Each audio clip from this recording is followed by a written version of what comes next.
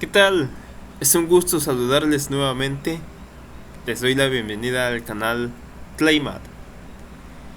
Les invito a que se suscriban al canal y activen la campanita de notificaciones para que no se pierdan los próximos videos. En esta ocasión vamos a definir los últimos conceptos que corresponden a la indeterminación cinemática y los grados de libertad.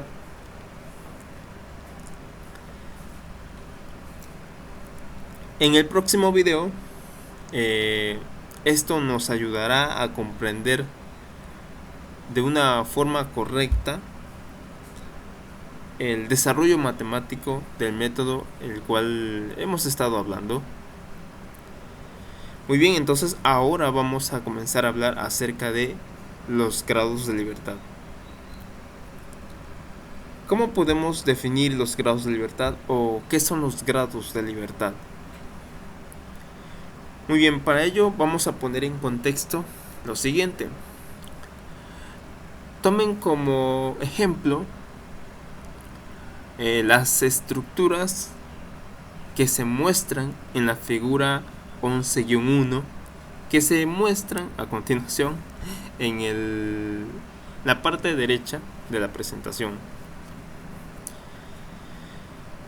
Estas estructuras, si se sitúan en un marco de referencia global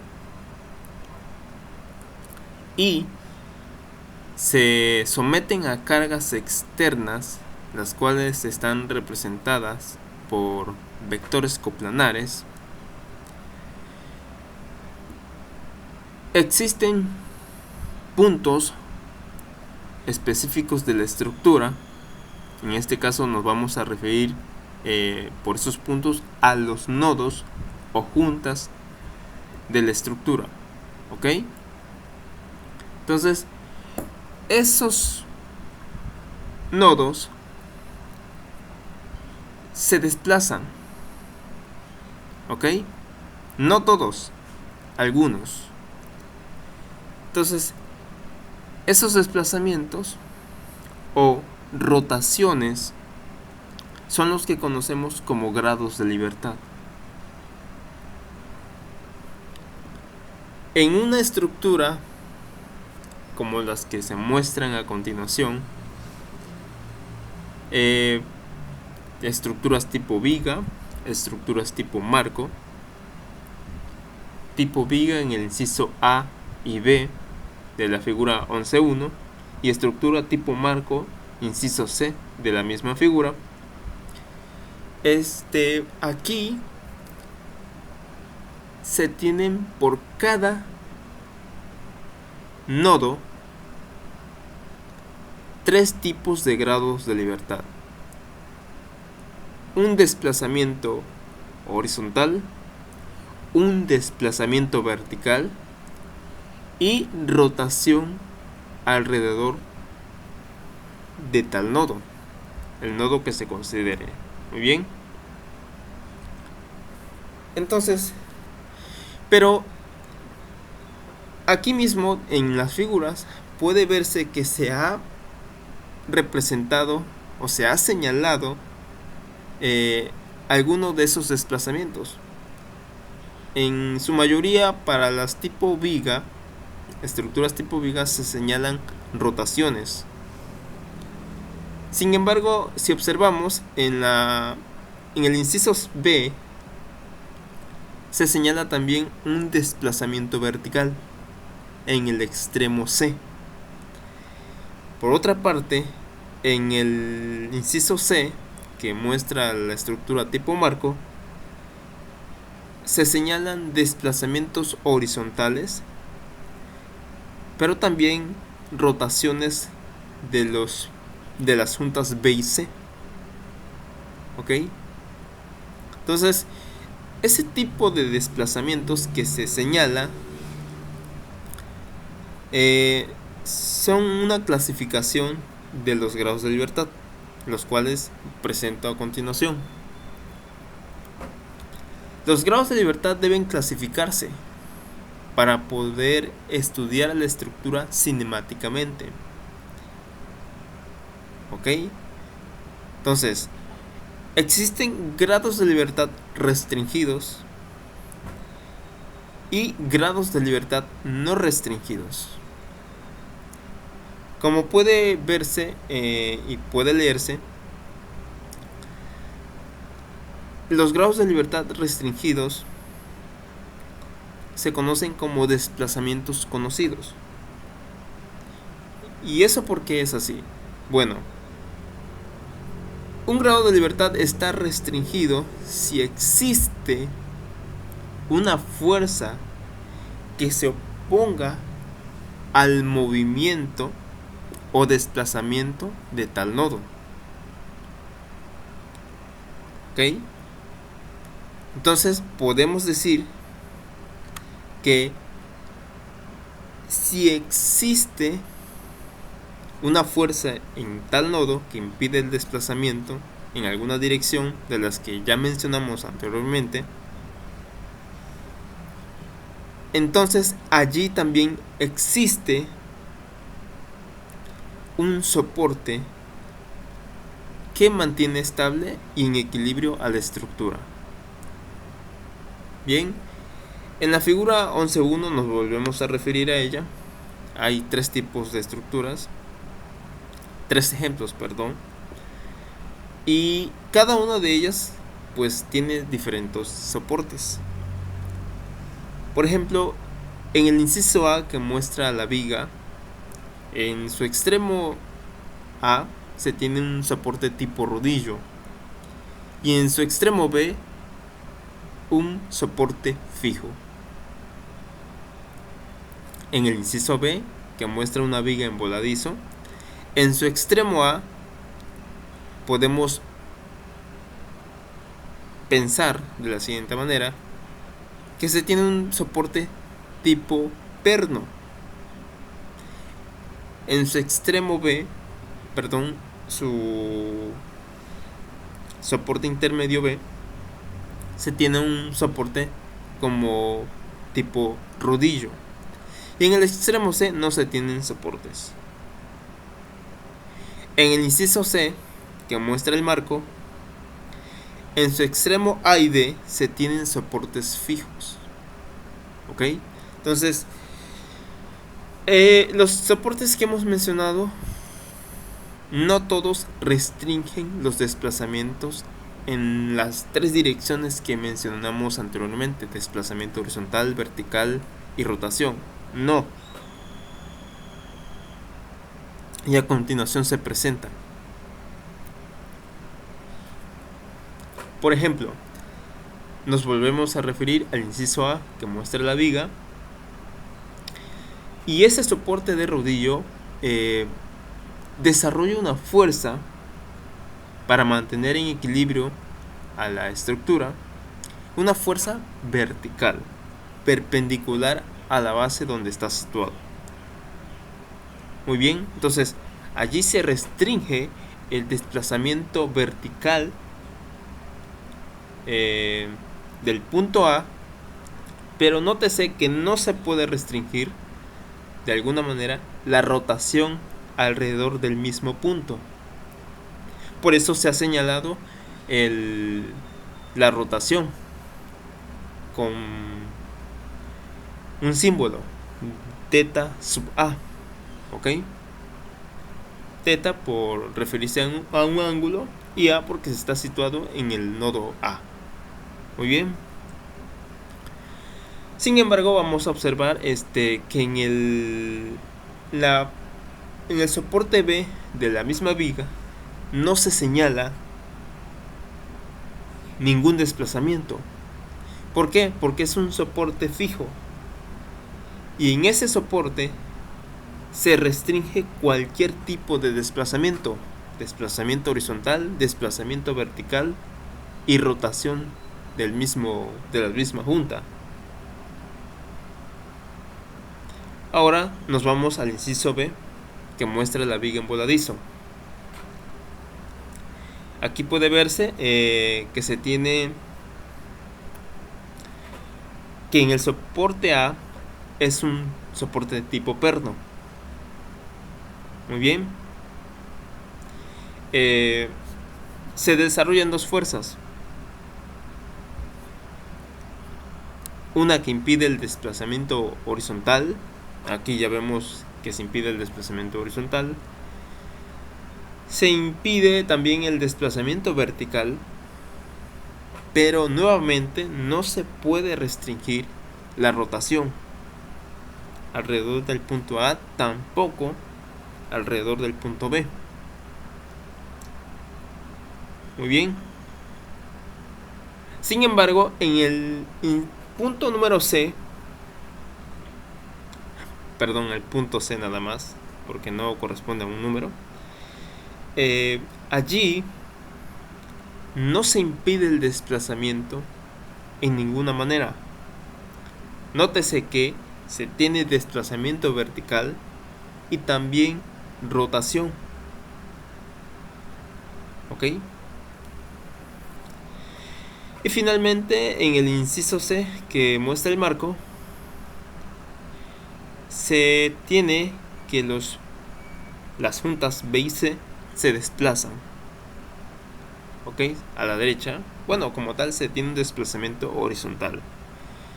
Pero también al momento que se desplazan esas juntas, las juntas de igual manera rotan en su propio eje alrededor de ese punto.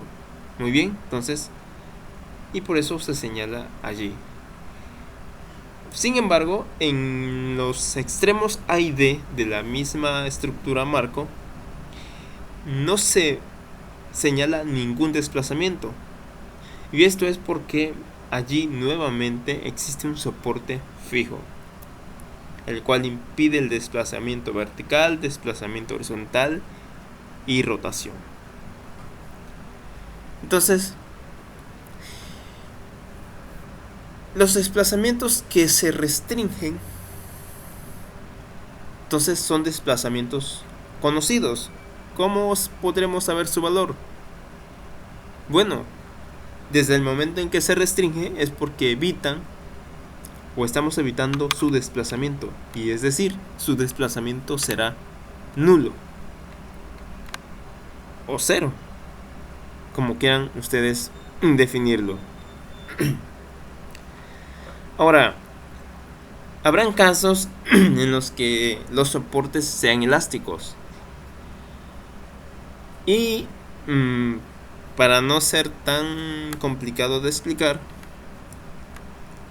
podemos decir que esos soportes ya tienen establecido cuánto se ha desplazado, ¿ok? Así que pues también tendríamos conocimiento de eso y por lo tanto se considera un desplazamiento conocido y por lo tal sería un grado de libertad restringido. Entonces, como conclusión acerca de los grados de libertad restringidos, podemos decir que en un nodo que se tiene un soporte de los tipos que hemos mencionado, se puede restringir uno o más o todos los desplazamientos posibles. ¿Ok? Entonces, de esta manera ya podremos ubicar dónde se tienen grados de libertad restringidos. ¿Ok? Lo repito. En aquellos nodos donde se tengan soportes. Muy bien. ¿Y dónde están los grados de libertad no restringidos? Bueno, eso habría que averiguarlo con mucha cautela y cuidado. ¿Por qué? Porque si bien puede existir un soporte en algún nodo, este puede que restrinja tan solo uno y los demás quedarán libres. Entonces, hay que observar adecuadamente qué desplazamientos puede restringir ese soporte y cuáles no. Los que no se puedan restringir, entonces esos desplazamientos son los que son considerados como grados de libertad no restringidos. Muy bien, y bueno, el texto correspondía justamente a la explicación de la figura 11-1. Entonces, vamos a continuar. Si bien es cierto que recuerden que nosotros estamos tomando en cuenta un tipo de estructura para hacer el desarrollo matemático, aquí no se presentó ninguno de esos tipos de estructuras, que son las armaduras. Pero era necesario mostrarlo de esta manera, para que así comprendiéramos perfectamente.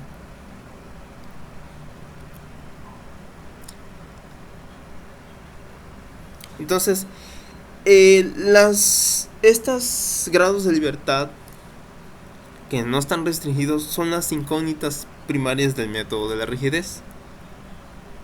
Es decir, son las que en realidad importan, son las que necesitamos determinar cuando lleguemos a los puntos de solución del método. Recuerden que lo primero que se debe hacer al llegar a puntos de solución del método son determinar los desplazamientos. Y cuando se pueda o cuando ya se tenga determinados esos desplazamientos, entonces podremos calcular fuerzas externas y fuerzas internas en los elementos. Muy bien, entonces continuamos.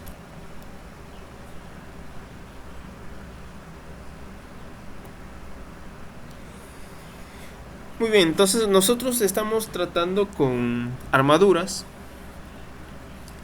Y como regla general, para una armadura situada en un sistema de referencia global, los nodos de esta contienen 2 grados de libertad por cada junta. Muy bien, puede verse como en la imagen que se muestra en la parte superior derecha. ¿Ok? Aquí se tienen las componentes de desplazamiento global de algún nodo de la estructura. ¿Ok? Esas componentes, cuando se tienen como una combinación lineal, entonces forman el desplazamiento global del nodo de la estructura. ¿Ok? Entonces, nosotros, al momento de estar aplicando el método de la rigidez, necesitamos de alguna manera poder identificar esos grados de libertad.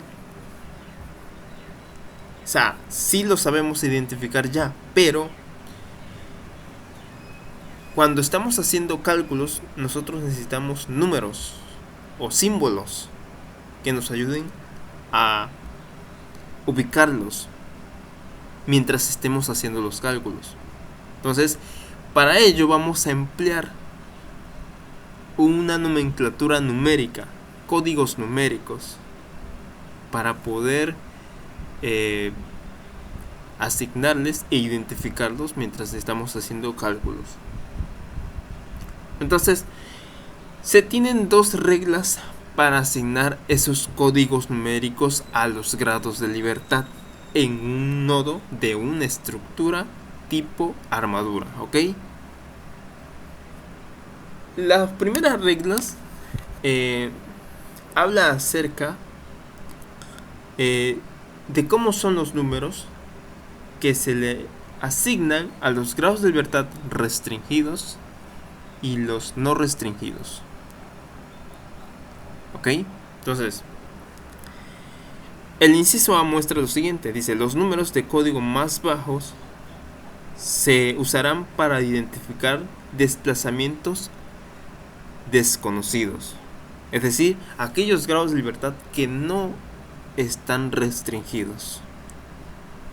Entonces, nosotros, como ya sabemos identificar esos grados de libertad, vamos a comenzar por allí. ¿Con qué números? Con los más bajos. Si empezamos a contar desde 1. 1, 2, 3. Y según se tenga grados de libertad no restringidos, podemos asignar números. Muy bien. Ahora, cuando hayamos terminado de asignar números a los grados de libertad no restringidos, ¿cuáles quedan? Los que están restringidos. los grados de libertad restringidos, y estos van a ocupar los números restantes, los números más grandes. ¿Ok? Bien, pero el asunto no termina ahí. No podemos asignar números a diestra y siniestra. Necesitamos ser coherentes, y para ello tenemos una segunda regla. Si bien en los números naturales, que vamos desde el 1 hasta los más posibles, podemos señalar dos tipos de números: los números impares y los números pares. Recuerden que los números pares son múltiplos de 2. ¿Ok? Entonces, para asignar códigos numéricos a estos grados de libertad, ya sea que estén restringidos o no lo estén, se utilizarán preferentemente códigos numéricos impares para aquellos grados de libertad horizontales. ¿Ok? En dirección horizontal. Es decir, podemos utilizar número 1, 2, 5, 7, etc. para desplazamientos horizontales. Y utilizaremos códigos numéricos pares para los desplazamientos o grados de libertad verticales. Recuerden que estamos ya hablando de armaduras, y aquí solamente hay dos tipos de grados de libertad. ¿Ok? Entonces tengan en cuenta eso, recuérdenlo bien. Entonces, para esos grados de libertad verticales usamos números pares. Sin embargo, van a haber situaciones en las que tendremos que violar esta regla para aplicar la primera. Y es justamente lo que vamos a observar ahorita en un ejemplo.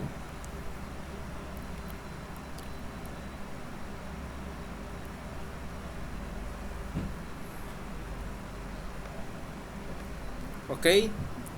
Quiero que pongan especial atención en la figura 14.1. Aquí ya tenemos por fin un ejemplo de armadura situada en un sistema de referencia global. Voy a ampliar la imagen para que podamos apreciarla mejor.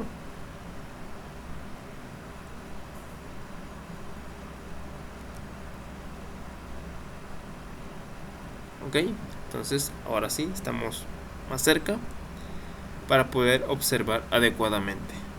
Entonces, si nosotros queremos, recuerden que el objetivo ahorita es asignar los códigos numéricos a los grados de libertad. Entonces, lo primero que tenemos que hacer, recuerden, es ubicar cuáles grados de libertad están restringidos y cuáles no lo están. Específicamente, encontrar primero aquellos grados de libertad no restringidos, porque desde ahí es donde empieza la numeración. Entonces, si observamos atentamente la figura 14.1, podemos observar que el nodo 3 y el nodo 2 de la armadura, allí no se tienen soportes. Entonces, eso quiere decir que ese nodo de la estructura puede desplazarse libremente en ambas direcciones, horizontal y vertical.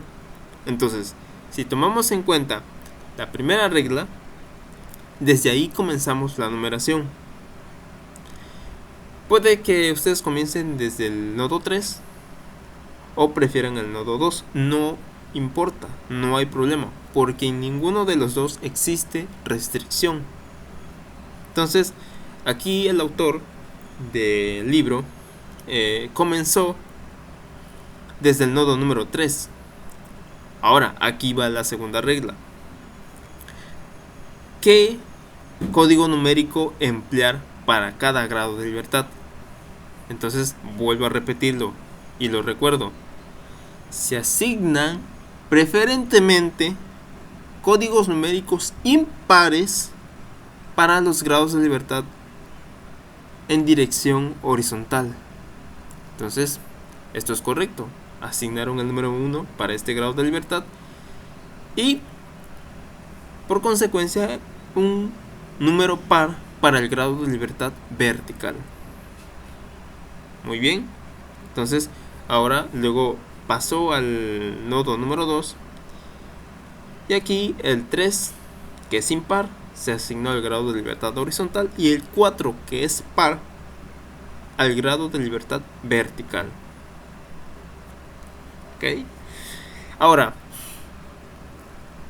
es muy importante prestar atención al nodo número 4 y al nodo número 1. Si vamos a observar primeramente el 1, observen que aquí se tiene un soporte tipo perno. Recuerden que este tipo de soporte restringe los 2 grados de libertad de la armadura en dirección horizontal y en dirección vertical. Por lo tanto, no podríamos continuar aquí la numeración. ¿Por qué? Porque aquí todos están restringidos. Y sin embargo, cuando observamos el nodo número 4, aquí solamente existe, bien, sí existe un soporte, pero es un soporte tipo rodillo. Y recuerden que ese soporte solamente restringe un grado de libertad. Y hay que averiguar en qué dirección es que se está teniendo la restricción. Entonces, recuerden que les dije que la dirección en la que se desarrolla la fuerza es perpendicular a la base en la que está situado. Y observen que la base es vertical. Y por consecuencia, la fuerza se desarrolla en el sentido horizontal. Entonces, aquí el grado de libertad restringido es en dirección horizontal, mientras que el grado de libertad no restringido está en dirección vertical. Entonces aquí tenemos un problema, porque si hemos terminado en el número 4, nuestra numeración, continuamos en el quinto, en el número 5, pero resulta que por la segunda regla decimos que los impares corresponden a grados de libertad en dirección horizontal, pero ahora no podemos hacer eso.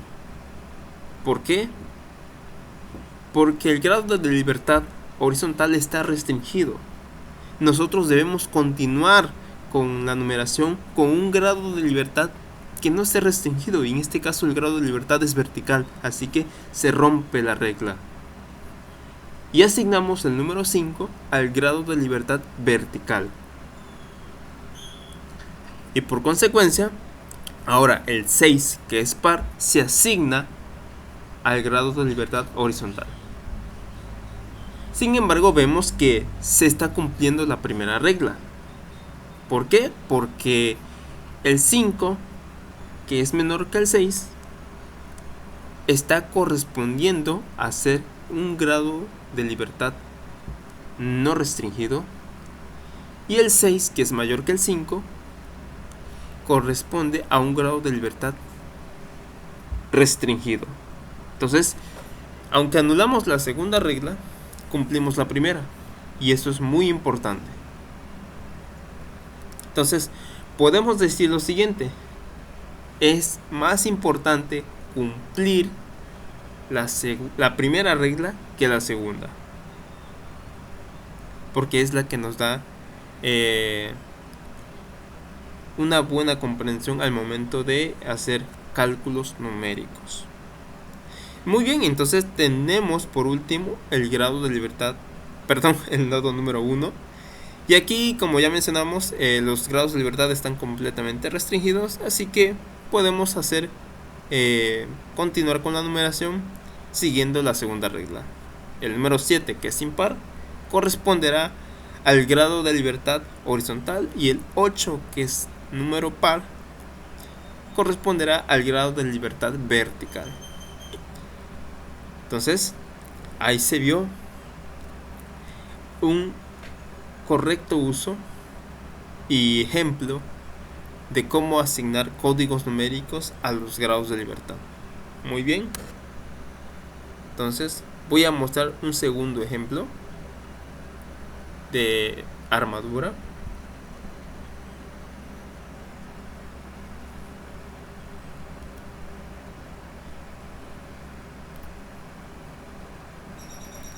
Ok, entonces vamos a observar el último ejemplo. Voy a ampliar un poco la pantalla para que podamos observar adecuadamente. Muy bien, esta armadura la podremos ver más adelante al momento de ir desarrollando un ejercicio. Ok, entonces aquí puede verse que es una estructura tipo armadura. Contiene 5 nodos, en 2 de los cuales, en el nodo número 1 y el nodo número 5, se tienen soportes tipo perno. Entonces ya desde ahí podemos observar cuáles grados de libertad van a estar completamente restringidos. En los nodos números 2, 3 y 4 no existen soportes. Por lo tanto, cada uno de los 2 grados de libertad presentes en cada nodo van a estar libres. Entonces se tienen ahí grados de libertad no restringidos. Ahora, ¿dónde comenzamos la numeración? Bueno, recuerden que la numeración comienza en los grados de libertad no restringidos, es decir, aquellos nodos en los cuales pues se tenga o estén completamente libres todos los grados de libertad, o se tenga al menos uno. ¿Ok? Entonces, observe que aquí el autor comenzó en el nodo número 3, pero ustedes igual pueden comenzar en el nodo número 2. Eso no hay problema. ¿Ok? Porque recuerden que en los 3 nodos los 2 grados de libertad están completamente libres. Entonces, ahora se aplica la segunda regla. Muy bien, entonces el número impar corresponde al grado de libertad horizontal. En este caso, el 1 para el grado de libertad horizontal del nodo 3, 3 para el grado de libertad horizontal en el nodo 4 y 5 para el grado de libertad horizontal en el nodo número 2. Y pues los números restantes, que son 2, 4 y 6, corresponden a los grados de libertad verticales en cada nodo de la estructura, los cuales no están restringidos. Ahora bien, en el nodo número 1 y el nodo número 5, pues la numeración terminó en el número 6. Entonces aquí el autor comenzó en el nodo número 1, asignando 7 y 9 a los correspondientes grados de libertad horizontales en cada nodo, y 8 y 10 para los correspondientes grados de libertad verticales en los mismos nodos. Y bien, ese no pareció tan difícil y se cumple la regla, ambas reglas. Muy bien, aquí no hubo violación de reglas, todo se dio de maravilla. Muy bien, entonces ya solamente queda hablar acerca de la indeterminación cinemática. ¿Qué es la indeterminación cinemática? Podemos definir la indeterminación cinemática como la diferencia entre el total de grados de libertad de la estructura y los grados de libertad restringidos. Muy bien. Entonces, si hacemos una diferencia, esa diferencia corresponde en realidad al total de grados de libertad no restringidos. Entonces, para yo determinar cuál es el grado de indeterminación cinemática de un problema que esté dado con un tipo de estructura armadura. Entonces, para definir ese grado de indeterminación, eso lo dirá el total de grados de libertad no restringido que tenga la armadura. En este caso, para el ejemplo de la figura 14.1, se tenían 5 grados de libertad no restringidos, 2 grados de libertad en el nodo 3, 2 grados de libertad en el nodo 2 y un solo grado de libertad en el nodo 4. Y ahí está, 2 más 2, 4 más 1, 5 grados de libertad no restringido. Por lo tanto, esa armadura es cinemáticamente indeterminable de quinto grado. Para el otro ejemplo de la armadura que corresponden a los problemas 14, 5 y 6, se observó que se tenían 6 grados de libertad no restringidos, 2 que correspondían al nodo número 3, al nodo número 4 y 2 que correspondían al nodo número 2. Muy bien, entonces esta estructura armadura es cinemáticamente indeterminada de sexto grado. Muy bien, entonces creo que estamos listos para recibir con mucho entusiasmo el desarrollo matemático del método de la rigidez. Es todo por esta sesión. Espero que se haya entendido, que se tenga una buena comprensión, para que así en el próximo video comencemos a observar esa formulación matemática. Créanme, la van a disfrutar tanto como yo. Bueno, al menos eso espero. Muy bien, entonces les doy un cordial saludo a todos y nos vemos hasta el próximo video. Muchas gracias. Que Dios los acompañe donde vayan.